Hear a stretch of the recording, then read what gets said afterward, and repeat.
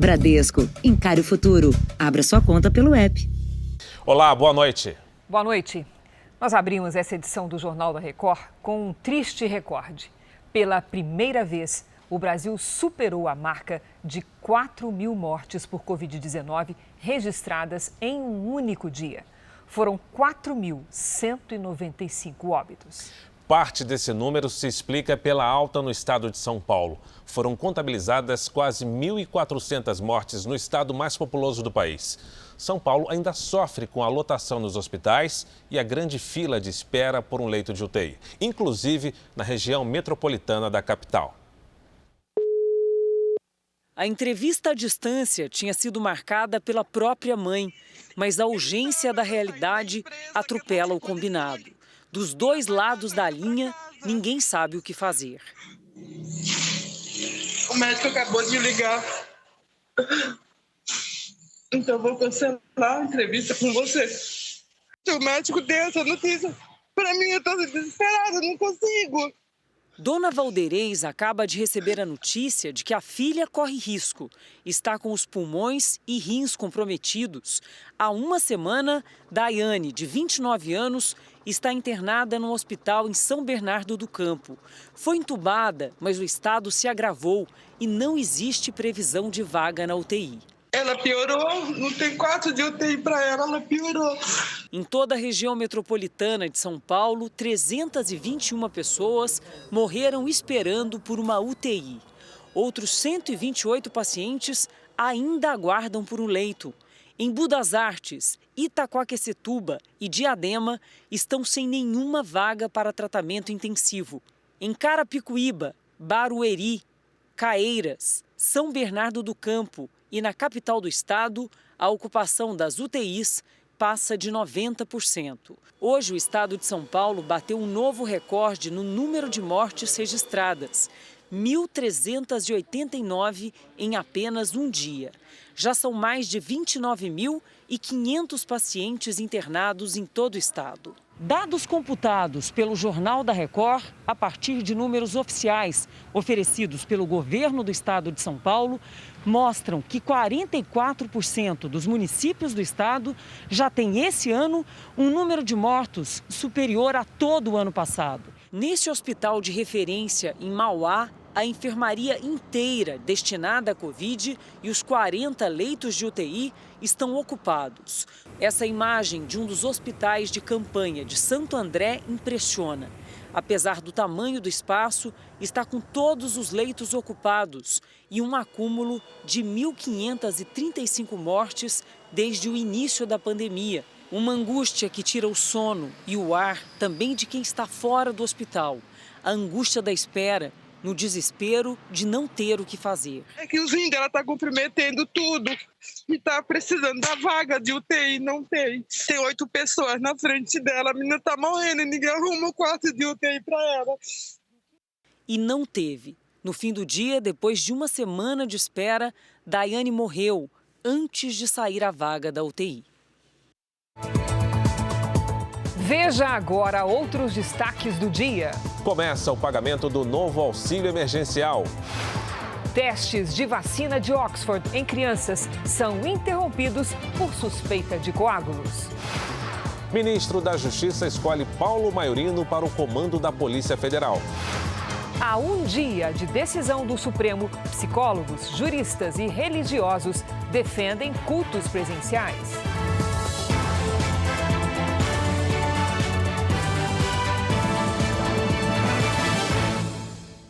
Oferecimento Bradesco. Novas respostas da Bia contra o assédio.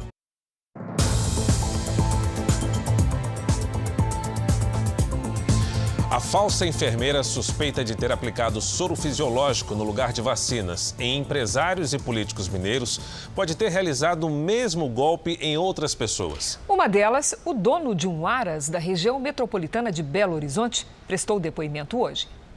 O circuito de segurança do prédio onde mora o empresário Marcelo Martins gravou a entrada da mesma mulher em 3 datas diferentes. A polícia quer saber se ela é Cláudia Freitas, a cuidadora de idosos que se passava por enfermeira. Só neste endereço, ela teria aplicado as supostas vacinas em 3 famílias. Para a polícia, o empresário indicou a falsa enfermeira aos irmãos Lessa, que em março abriram a garagem da empresa de ônibus da família para suposta imunização clandestina de dezenas de pessoas, entre elas o ex-vice-governador Clésio Andrade. A partir dos depoimentos das pessoas supostamente vacinadas e dos materiais apreendidos, a polícia pretende revelar onde o grupo da falsa enfermeira esteve, com quem e quanto arrecadou com o esquema criminoso. Uma empresária que recusou o convite para receber o suposto imunizante acredita que a lista é maior do que se pensa. Pelo menos 200 pessoas já tinham sido vacinadas.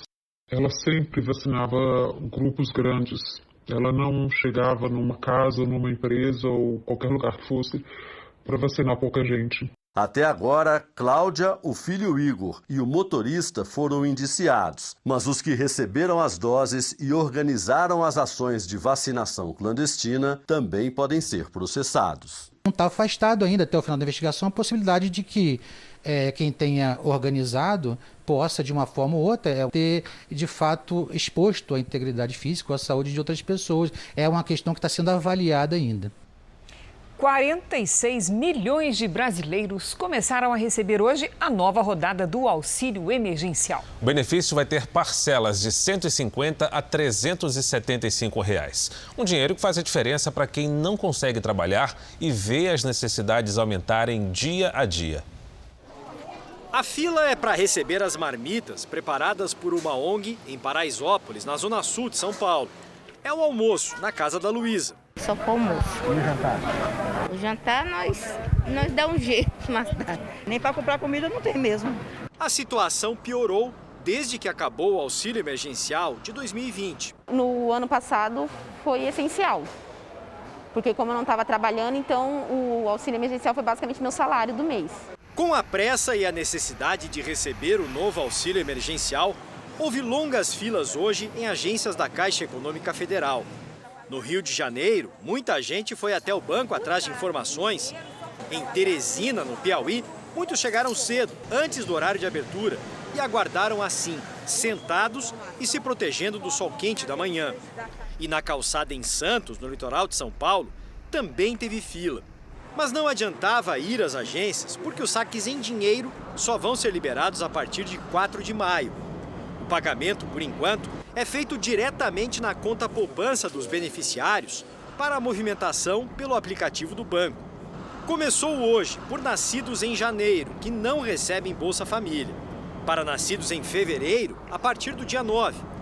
O calendário continua de acordo com a data de aniversário, com todos os pagamentos até o dia 30. O auxílio emergencial vai ser pago em 4 parcelas para um número menor de brasileiros dessa vez. No ano passado, 68 milhões de pessoas receberam o benefício. Na nova rodada, são cerca de 46 milhões. Com menos dinheiro no programa, o governo diz que está priorizando os mais necessitados. O valor médio é de R$ 250. Para quem mora sozinho, R$ 150. O maior pagamento é para mães que são chefes de família, R$ 375. O valor do benefício é muito inferior ao necessário, né? Ele, claro, tem algum impacto na economia, ele tem algum impacto na transferência de renda, é melhor do que nada. No entanto, ele se mostra absolutamente insuficiente. Com todos na família desempregados, a Alessandra espera o auxílio para cuidar melhor da neta. Vai ser só para comida. Só. Fazer o quê? Vim aqui buscar marmita todo dia, né? 5 novos ministros fizeram hoje a transmissão de cargo com a presença do presidente Jair Bolsonaro. A palavra de ordem nos discursos foi a prioridade para o combate à pandemia. O novo titular da Justiça, Anderson Torres, decidiu trocar o comando da Polícia Federal e da Polícia Rodoviária Federal. O novo diretor-geral da PF será Paulo Maiorino, atual secretário de Segurança do Supremo Tribunal Federal.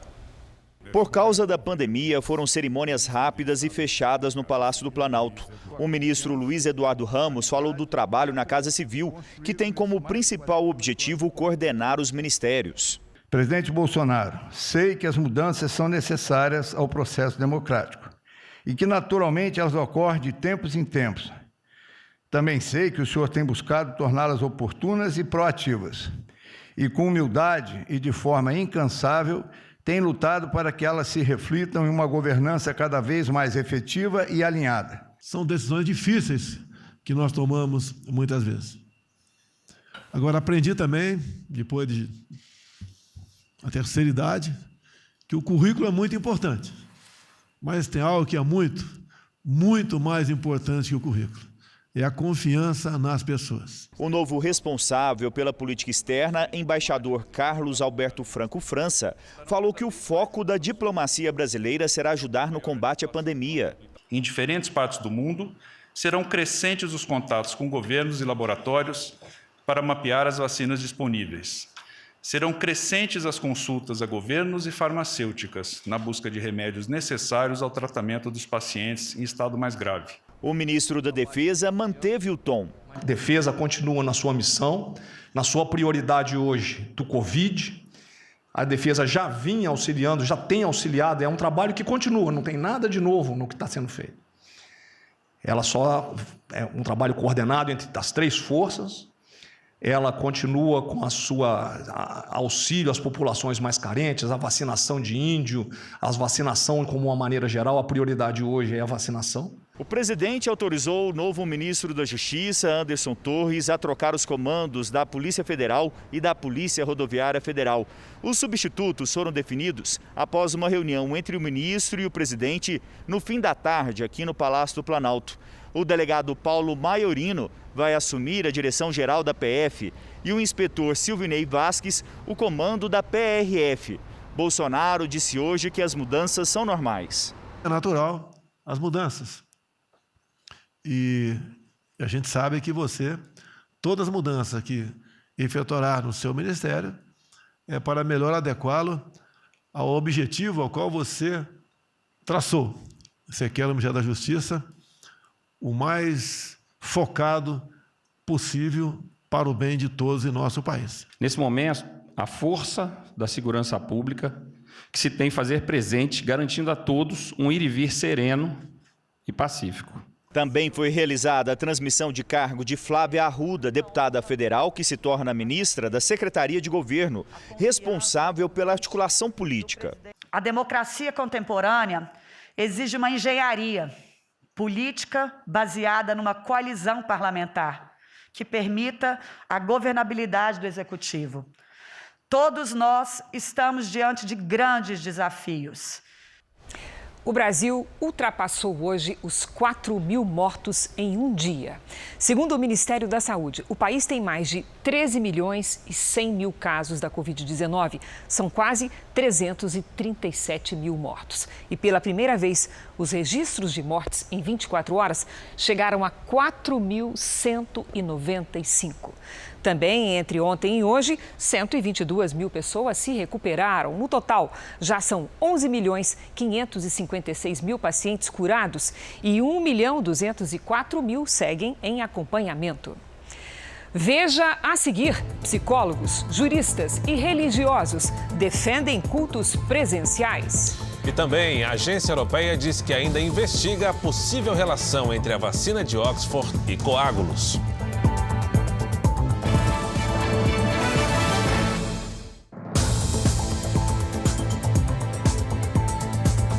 Amanhã, o plenário do Supremo Tribunal Federal vai decidir sobre a autonomia dos governadores e prefeitos para permitir celebrações religiosas. Especialistas ouvidos pelo Jornal da Record ressaltaram a importância das atividades presenciais nas igrejas.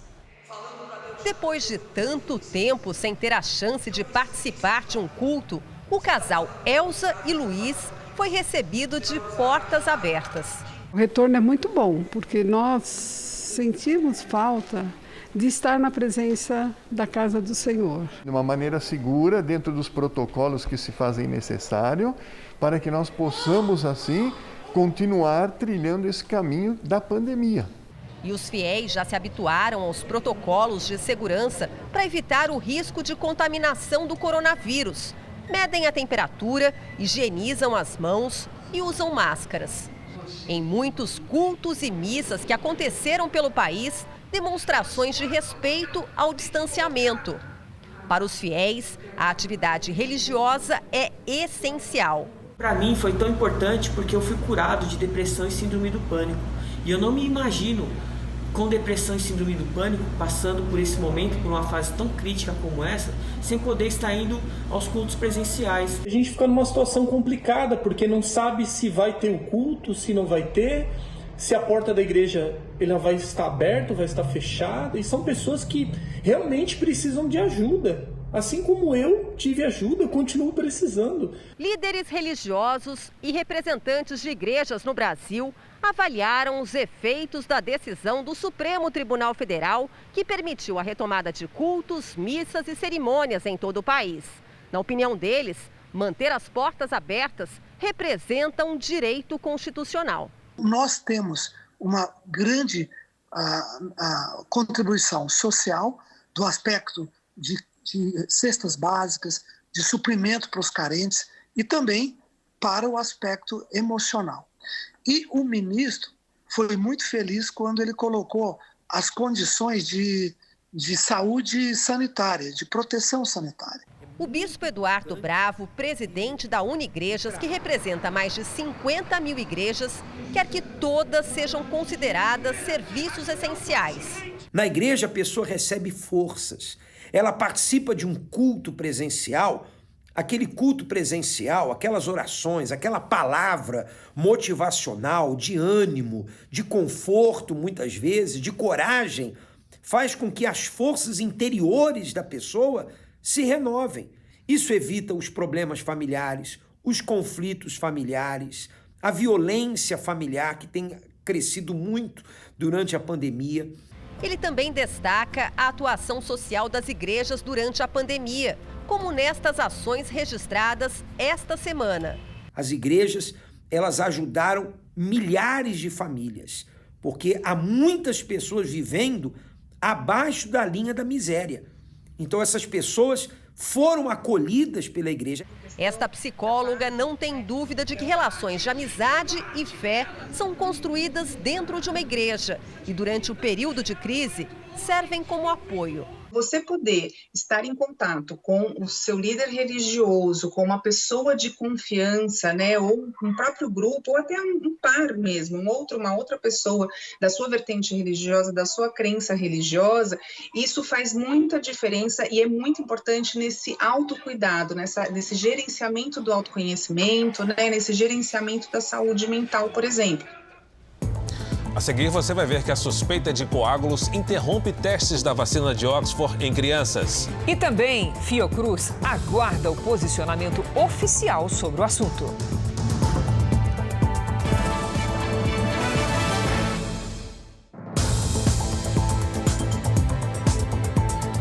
Os testes da vacina de Oxford em crianças foram suspensos, enquanto órgãos reguladores europeus investigam uma possível ligação entre a vacina e a formação de coágulos sanguíneos em alguns adultos que receberam o imunizante. As autoridades sanitárias estão em alerta. Tudo depois de o chefe da área de vacinas da Agência Europeia de Medicamentos dizer a um jornal italiano que existe uma relação entre os coágulos e o imunizante. Em seguida, a informação foi negada pela agência. O assunto ainda está sob investigação. Como precaução, os testes em crianças foram suspensos. Um porta-voz da Universidade de Oxford afirmou que não existe risco de segurança no estudo, mas é melhor esperar por informações dos órgãos reguladores do Reino Unido. Há cerca de 3 semanas, muitos países suspenderam o uso da vacina por causa da suspeita. Dinamarca e Noruega mantêm a proibição. Já o uso do imunizante em Portugal, no Reino Unido e no Brasil, onde a vacina de Oxford é responsabilidade da Fiocruz, não tem nenhum tipo de restrição. A Agência de Medicamentos aqui da Europa informou que deve divulgar até quinta-feira um novo estudo sobre o caso. A agência investiga cerca de 14 mortes relacionadas a coágulos sanguíneos. Em todo o mundo, mais de 20 milhões de pessoas já receberam a vacina de Oxford. A Organização Mundial da Saúde segue acreditando que os benefícios da vacina de Oxford superam os possíveis riscos. A Fiocruz, responsável pela vacina no Brasil, afirmou que aguarda um posicionamento oficial da agência europeia e do laboratório AstraZeneca a respeito do assunto. Ou seja, por enquanto, a vacinação continua. O Brasil abre amanhã uma nova rodada de privatizações. 22 aeroportos serão concedidos à iniciativa privada. As empresas vencedoras deverão investir mais de 6 bilhões de reais ao longo dos próximos 30 anos. Mesmo com os aeroportos vazios por causa da pandemia, a expectativa do governo é de leilão cheio. A primeira grande rodada de privatizações de infraestrutura do governo federal neste ano põe à venda, em um único dia, o mesmo número de aeroportos já concedidos à iniciativa privada em toda a história do país. 22 terminais de 3 regiões estão na lista. Juntos, eles são responsáveis por 11% do tráfego de passageiros no Brasil. Segundo especialistas, o aeroporto mais disputado é o de Curitiba, o principal do lote da região sul. Os terminais serão divididos em blocos sul, norte e central. Na região norte, são 7 terminais, entre eles os de Rio Branco, Porto Velho, Manaus e Boa Vista. O bloco central tem 6 aeroportos. Na lista estão Goiânia, Palmas e São Luís. No sul, são 9 aeroportos, incluindo Curitiba e Foz do Iguaçu, no Paraná, e Navegantes, em Santa Catarina. O leilão ocorrerá na Bolsa de Valores de São Paulo. E quem vencer a disputa terá que administrar todos os aeroportos do lote. Ganha quem oferecer o maior valor sobre o preço mínimo pedido pelo governo, fixado em quase 190 milhões de reais na soma dos 3 lotes. Mas a expectativa é arrecadar pelo menos 200 milhões. Os contratos serão de 30 anos e, a partir do 5º ano, as concessionárias terão que repassar parte do lucro ao governo federal.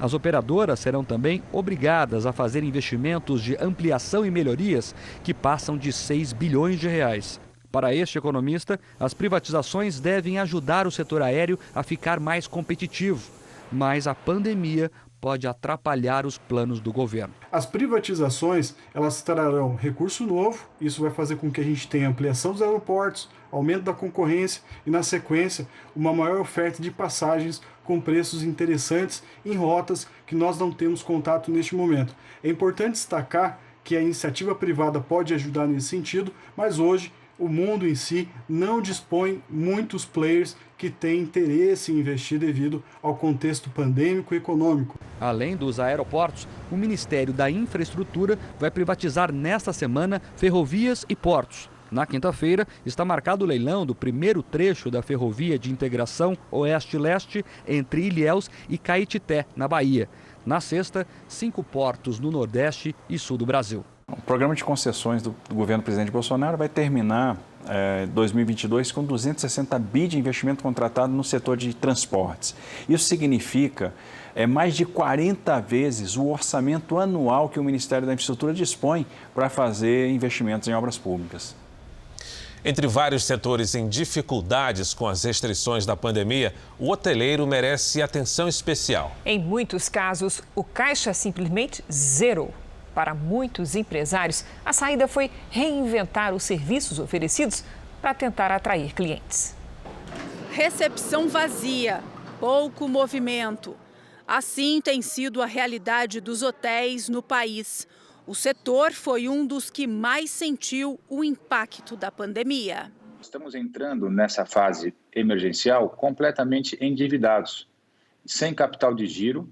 Nós precisamos que os governos nos ajudem. Um estudo da Associação Brasileira da Indústria de Hotéis do Estado de São Paulo mostrou que o setor fechou o ano passado com apenas 24% de ocupação. Na capital, a média foi ainda pior, só 5%. Muitos empresários já acumulam 100% de prejuízo. E aí é inevitável a demissão de funcionários. Nesse hotel, a fase emergencial da pandemia afastou ainda mais os clientes. A gente perdeu aí, digamos que quase 50% de reservas aí que a gente tinha por cancelamentos de pessoas que viajariam ou a trabalho ou mesmo a lazer e acabaram ficando em casa devido às restrições. O jeito é se reinventar. Esse hotel se adaptou e transformou espaços como este que fica no lobby. Aqui a pessoa traz o computador e trabalha em um espaço confortável. A internet é de graça e não precisa ser hóspede para usar a estrutura. Quem vem acaba consumindo um café, água e até almoçando. No litoral de São Paulo, esse hostel passou 6 meses fechado. Agora decidiu oferecer um serviço exclusivo para quem pode trabalhar à distância. E o grande atrativo é o contato com a natureza. O que a gente teve que fazer, na verdade, foi melhorar um pouco a nossa internet, melhorar a estrutura, as estruturas cobertas aí em alguns lugares do hostel, justamente para as pessoas poderem estar espalhadas e trabalhando. Donos de comércio fazem malabarismo para não fecharem as portas de vez com a crise econômica e sanitária. Queda no faturamento, demissões e endividamento fazem parte da rotina de quem tenta sobreviver em meio a tanta incerteza. O salão vazio é um pesadelo, não só para o Alexandre. Eu empregava 15 bandas por semana antes da pandemia. Significava músicos, técnicos de som. Os telefonemas de antigos funcionários são frequentes. Assim, pedidos de ajuda, desde despejo, a matrículas de escola, a cesta básica. Cara, eu choro todo dia. É muito triste. Alexandre trabalha há 30 anos no setor de bares e restaurantes. Tinha 6 estabelecimentos, 3 fecharam. Desde o início da pandemia, o Alexandre já demitiu 100 funcionários. Fez um empréstimo no banco de R$800 mil para pagar as indenizações. Mesmo com as dificuldades e as dívidas, ele mantém esse bar. Por enquanto está fechado por conta do decreto. Mas o Alexandre acredita que mesmo reabrindo, o bar não dure mais de 3 meses com as medidas restritivas. A Federação do Comércio do Rio é mais pessimista. Não tendo medidas compensatórias, o que vai acontecer depois?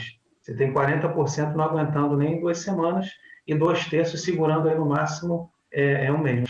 No Rio, as restrições para atividades não essenciais vão até a próxima quinta-feira. 91,7% das empresas disseram que tiveram mais prejuízos durante essa parada emergencial que no ano passado. Para 67% do setor de serviços, bares, restaurantes e eventos, a perda no faturamento vai ultrapassar os 50%. Segundo a Associação Comercial de São Paulo, o fechamento provocado pela pandemia provocou uma queda de 38,1% nas vendas do varejo no mês de março. O movimento foi 23,7% menor na comparação com o ano passado. E o Fundo Monetário Internacional aponta a recuperação da economia mundial depois da fase aguda da pandemia, inclusive no Brasil. Vamos aos números. O PIB global deve crescer 6% este ano. Para o ano que vem, a projeção é de aumento de 4,4%. No Brasil, a expansão deve ser de 3,7% neste ano e de 2,6% em 2022. A Câmara dos Deputados está analisando um projeto que autoriza a compra de vacinas por empresas privadas sem obrigação de doar os imunizantes ao Sistema Único de Saúde. Então vamos a Brasília com Alessandro Saturno, que traz outras informações. Boa noite para você, Saturno. Oi, Fara, boa noite para você, para a Cris e a todos que nos assistem. Bom, os deputados eles analisam neste momento se eles vão votar o mérito dessa proposta ou se adiam a votação. Esse projeto ele estabelece a possibilidade de uma pessoa jurídica comprar vacina contra a Covid-19 para imunização gratuita de seus empregados. Se essa compra ela for feita em laboratórios que já venderam vacinas para o Ministério da Saúde, a entrega para as empresas ela só poderia ser feita após o cumprimento integral do contrato com o governo. Uma outra novidade que também está sendo analisada nesse projeto é que a vacinação dos empregados ela deverá ocorrer, mas seguindo os mesmos critérios de prioridade do Sistema Público de Saúde. Cris, Fara. Obrigado pelas informações, Alessandro. O Senado aprovou um projeto que prorroga o prazo para entrega de declaração do imposto de renda até 31 de julho. Pelas regras atuais, a declaração deve ser entregue à Receita Federal em 30 de abril. Como houve mudanças no texto, esse projeto volta para uma nova votação na Câmara dos Deputados. Em Salvador, faltam vacinas contra o coronavírus. A cidade tem hoje apenas a reserva para aplicar a segunda dose em quem já se imunizou. O dia começou com grandes filas em busca da vacina em Salvador. O baixo estoque acabou reduzindo o horário de atendimento. Idosos com 62 anos ou mais receberam as doses apenas pela manhã. E em alguns pontos de vacinação, ainda tinha muita gente esperando quando chegou a notícia de que a imunização não ia prosseguir. Algumas pessoas tentaram bloquear o trânsito para protestar. Eu não vou sair daqui sem vacinar, porque ontem eu cheguei aqui, ia dar 4 horas, já tinha encerrado. Seu Antônio foi orientado a voltar outro dia. Ele é transplantado do fígado e não pode enfrentar uma espera tão longa na fila. Chega na hora de se vacinar, não tem horário, não adiantou eu me guardar, ficar preso numa roça, sem poder ir para lugar nenhum. O motivo para a falta das vacinas, segundo a Secretaria de Saúde do município, é que a quantidade de doses enviadas pelo governo federal ainda é insuficiente. De acordo com a pasta, já havia a previsão de término das doses para hoje. Por isso, a vacinação foi programada até o meio-dia. A capital ainda tem 40 mil doses em estoque que estão destinadas para a segunda aplicação. Questionado, o Ministério da Saúde respondeu que um novo lote de vacinas será enviado a Salvador na quinta-feira.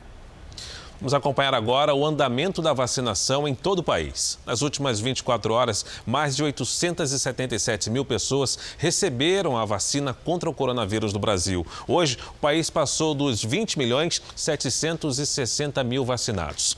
A Bahia, que como você viu, teve que suspender a vacinação em Salvador, aplicou 1.766.000 doses, o que representa quase 12% da população.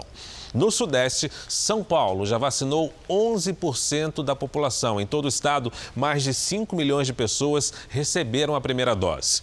O Rio Grande do Sul também já imunizou mais de 11% das pessoas. Foram aplicadas 1.330.000 doses da vacina. E no Centro-Oeste, o Mato Grosso do Sul vacinou 363 mil moradores com a primeira dose. Isso significa quase 13% dos moradores do estado. No portal r7.com, você pode acompanhar a situação de todos os estados no mapa interativo. Técnicos da Anvisa, a Agência Nacional de Vigilância Sanitária, vão até a Rússia nos próximos dias para inspecionar o laboratório que produz a vacina Sputnik V. Governadores que já compraram o imunizante se reuniram hoje com a Anvisa para tentar acelerar a autorização de uso. Os 12 governadores tentaram convencer a Anvisa a liberar o mais rápido possível a importação da vacina Sputnik V, produzida pelo Instituto Gamaleya da Rússia. Mas na reunião, ouviram que quase metade da documentação exigida ainda não foi entregue. Os estados, a maioria do Nordeste, já compraram 37 milhões de doses para reforçar o estoque do Plano Nacional de Imunizações. A União Química, laboratório que vai produzir a vacina aqui no Brasil, apresentou 2 pedidos de autorização emergencial. O primeiro foi negado. O segundo, protocolado há 15 dias, está em análise. Estamos trabalhando no sentido de analisar os documentos recebidos com a mesma atenção e rapidez que já fizemos nos outros protocolos vacinais que já foram autorizados. Hoje, o presidente Jair Bolsonaro ligou para o presidente da Rússia, Vladimir Putin. Eles conversaram sobre a aquisição e a fabricação da Sputnik V. Ficou acertado que uma equipe da Anvisa vai a Moscou para inspecionar o laboratório responsável pela fabricação da vacina. O embaixador russo no Brasil também vai fazer uma visita à Anvisa nesta sexta-feira. Uma conversa muito produtiva, se Deus quiser, brevemente estaremos resolvendo essa questão da vacina Sputnik. Momento que eu agradeço ao presidente Putin da maneira como tratou esse assunto com o Brasil. Vamos ver agora qual é o cenário da pandemia na Europa, começando pela Itália, que relaxou as medidas de restrição para 40% da população do país. Agora, 9 das 20 regiões continuam na fase vermelha. Houve protestos pedindo a reabertura. Manifestantes foram ao parlamento italiano em Roma para pedir o fim dos bloqueios. A maior parte são donos de bares e restaurantes. Esses estabelecimentos continuam fechados até pelo menos o final deste mês. Um policial ficou ferido e 7 pessoas foram detidas. Além das restrições, o país aposta na vacinação. 13% da população recebeu pelo menos uma dose da vacina. O percentual é o mesmo da Espanha. O governo espanhol afirmou que está acelerando a imunização. A meta é vacinar mais da metade dos habitantes até o final de julho. Na França, longas filas se formaram no posto de vacinação montado no Stade de France, na região metropolitana de Paris. O objetivo é aplicar 10 mil doses por semana na arena. E nos Estados Unidos, a partir de 19 de abril, todos os adultos poderão receber a vacina contra o coronavírus. O prazo foi antecipado em quase 2 semanas em relação à previsão inicial. A Câmara Municipal de Belo Horizonte aprovou em primeiro turno o projeto de lei que considera igrejas como serviço essencial. A repórter Camila Cambraia tem as informações. Boa noite, Camila. Boa noite. O projeto recebeu 30 votos a favor e 5 contra. E agora vai para o segundo turno. O objetivo de tornar as igrejas serviços essenciais é para que as celebrações religiosas não sejam suspensas quando o município adotar medidas mais restritivas de combate à pandemia. Há um segundo projeto de lei que deve ser votado amanhã aqui em Belo Horizonte, que segue a mesma linha. O texto prevê que celebrações religiosas dentro e fora de templos sejam consideradas essenciais, mesmo com o estado de calamidade decretado pelo governo. Esses projetos limitam a ocupação a 25% da capacidade do local e exigem que as pessoas usem máscaras. Cris, Fara. Obrigada, Camila. Nas redes sociais, ganha força uma campanha para que as portas das igrejas fiquem abertas para missas e cultos durante a pandemia. A campanha a favor da realização de cultos e celebrações religiosas presenciais em todo o país toma conta das redes sociais na internet, com a hashtag Quero Minha Igreja Aberta. O movimento recebeu apoio do deputado federal Haroldo Martins, vice-líder do Republicanos. Se dentro da capacidade do local se mantém a distância de 1,5 metro a 2 metros em todos os lados e todas as recomendações de segurança são seguidas, qual é o problema de cultos e missas presenciais serem realizados? O tema foi analisado de forma individual pelos ministros do Supremo Tribunal Federal. Nunes Marques, que no sábado autorizou cultos e missas no país ao atender o pedido da Associação Nacional de Juristas Evangélicos. Segundo o ministro, celebrações com protocolos sanitários podem ser consideradas essenciais, principalmente na Semana Santa.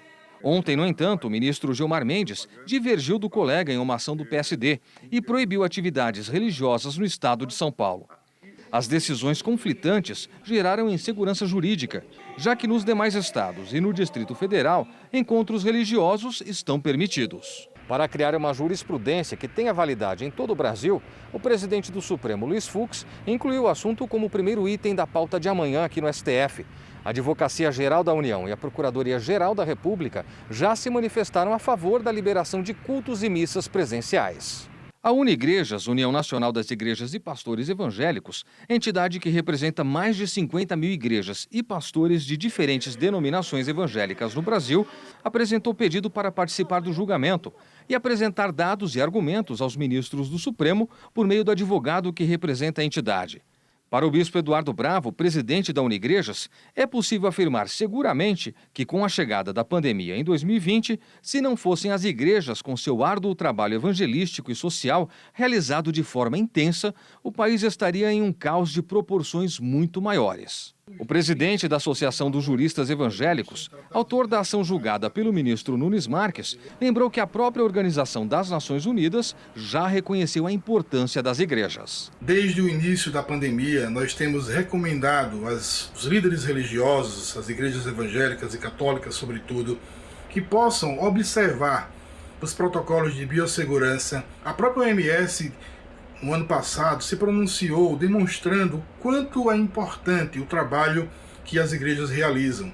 Vivemos um momento em que as pessoas estão desesperadas. Nós esperamos que a nossa Suprema Corte amanhã possa agir com ponderação e sabedoria, assim como fizeram recentemente a Suprema Corte da Escócia, dos Estados Unidos, da França e do Chile. Para o jurista e escritor Ives Gandra, a liberdade religiosa não pode ser cerceada.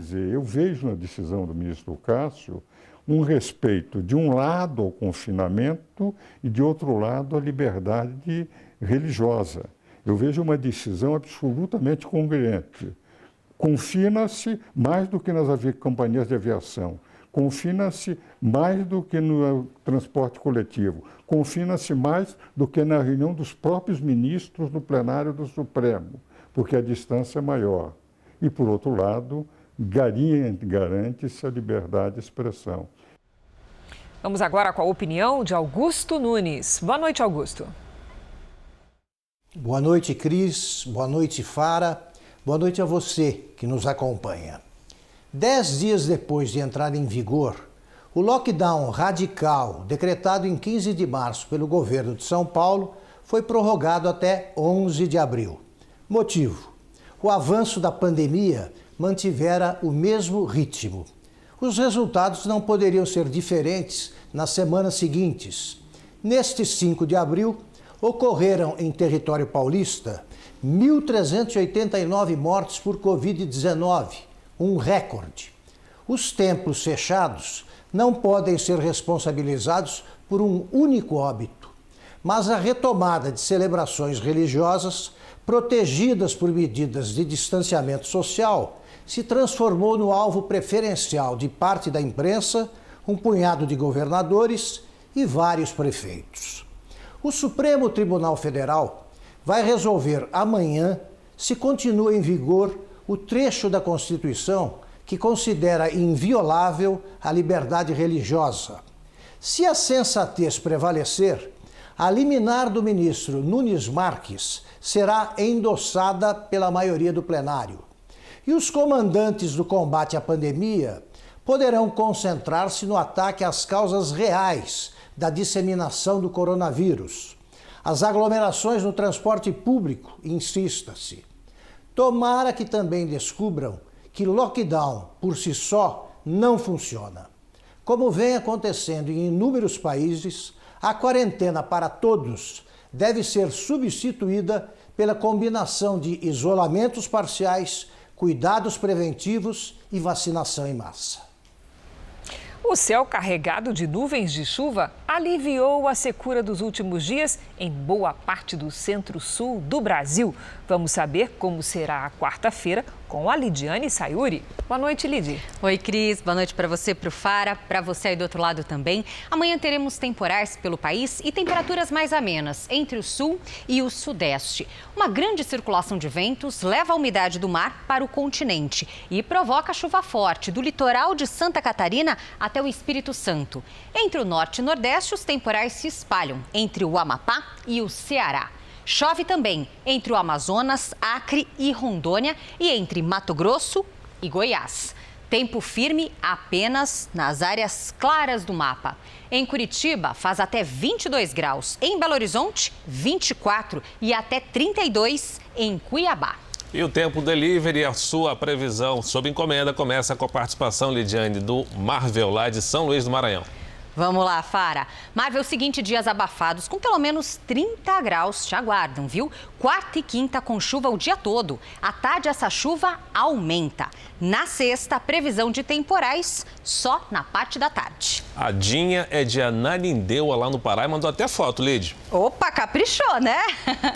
Dinha, tarde e noite, com aquela chuva caprichada, assim como a foto, por aí nos próximos dias. Faz calor, mas para a região não é tanto assim.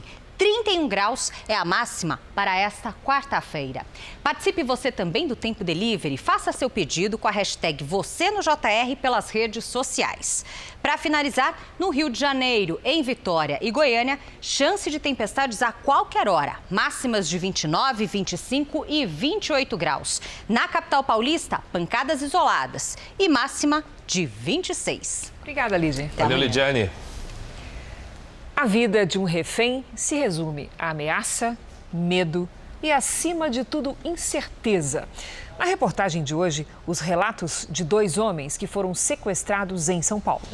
Em condições desumanas, ficaram semanas no cativeiro antes de serem libertados pela divisão antissequestro.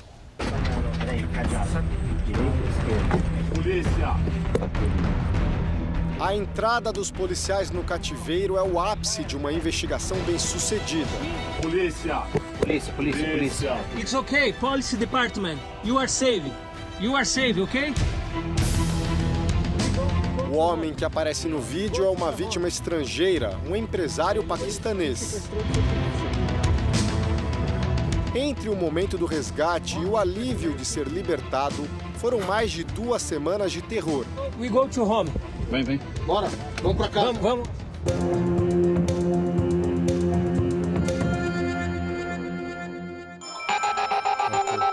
2 meses depois do sequestro, ele volta ao local onde foi capturado. O medo se traduz em reações pelo corpo. Very nervous when shaking my hands and my legs are shaking. I'm very nervous. Sweating? Yeah, I'm sweating also. How is your heart? My heart is beating very fast. É um momento de extrema tensão e não é por acaso. Ele volta aqui no local onde foi sequestrado na mesma hora em que tudo aconteceu. Enquanto a dificuldade, ele acabou de pedir para mim, vamos terminar essa entrevista o quanto antes, que eu quero ir embora desse lugar, quero sair daqui, não quero ficar aqui por muito tempo. O estrangeiro, recém-chegado ao Brasil para investir em negócios, foi vítima de uma quadrilha de falsos policiais. O cativeiro dele ficava na comunidade Morro dos Macacos, na divisa entre as cidades de São Paulo e Diadema. Essa imagem traduz a sensação que a vítima teve na chegada ao cativeiro. Uma caminhada assustadora numa comunidade afastada, um ambiente apertado, de difícil acesso. Naquele momento, ela não sabia para onde estava sendo levada. Havia apenas incerteza e, acima de tudo, medo. When I'm going there in Barrio, I know I'm kidnapped. Eram sequestradores extremamente violentos. In first day they are not hitting me and they are not torturing me. At night I can sleep. When I can wake up, 2 persons come there and they are hitting me. First day when they are hitting me here, my all of hands is full of blood. Did you scream? Tell him also, hey, don't scream. Don't scream. O paquistanês mal podia se alimentar. Every week, every 10 days they are giving me little bit rice with beans, and every 4 or 5 days they are giving me water for drink, and this water is the washroom. Você passou fome? Were you hungry?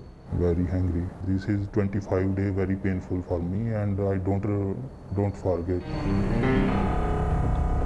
O problema maior é o que a vítima está sentindo, é o que a vítima está passando, as coisas que o sequestrador fala. Se seu pai não te pagar, nós vamos te matar. Se seu pai não te pagar, nós vamos cortar a sua orelha. Então, além das questões higiênicas, as questões materiais, tem a questão psicológica, que é muito complicada. A pessoa não sabe se vai sair dali. Os relatos de quem já viveu num cativeiro vão muito além das ameaças e do medo. Com o tempo, o refém percebe que depende absolutamente da vontade do sequestrador. Ele não pode escolher o que comer, quando dormir, é privado de tomar banho. E tudo isso é planejado pelas quadrilhas para que a vítima se torne totalmente submissa. 7 anos depois, o trauma ainda existe na memória desse homem. Ele passou 27 dias num cativeiro dentro de uma sauna num parque abandonado em São Paulo. 1,5 metro de largura por uns 2,5 de comprimento. Chegar no cativeiro, como é que foi? Me conta essa cena. Eu fiquei acorrentado, né, os 27 dias, não tinha banheiro, não tinha banho, não tinha nada. Lá tinha uma argola chumbada na parede. Quanto que você conseguia se movimentar? Nada, não conseguia se movimentar, quase nada. Conseguia deitar? Deitar conseguia, porque aí ficava os pés pro lado onde estava preso, eu deitava pro outro lado. E para ir ao banheiro? E o banheiro era tudo em uma lata. Você se sente literalmente um lixo. Os policiais da divisão anti-sequestro explicam a razão desse tipo de tratamento desumano. Porque existe um momento no sequestro que os sequestradores têm que quebrar o caráter da vítima. Tem que quebrar o moral. Tem que tornar a vítima totalmente incapaz. Ela tem que sentir impotência.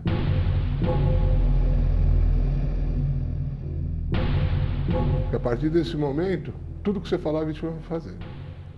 Ela vai implorar, ela vai chorar, ela vai fazer tudo o que eles querem e vai passar a informação para eles do meio financeiro que ele tem.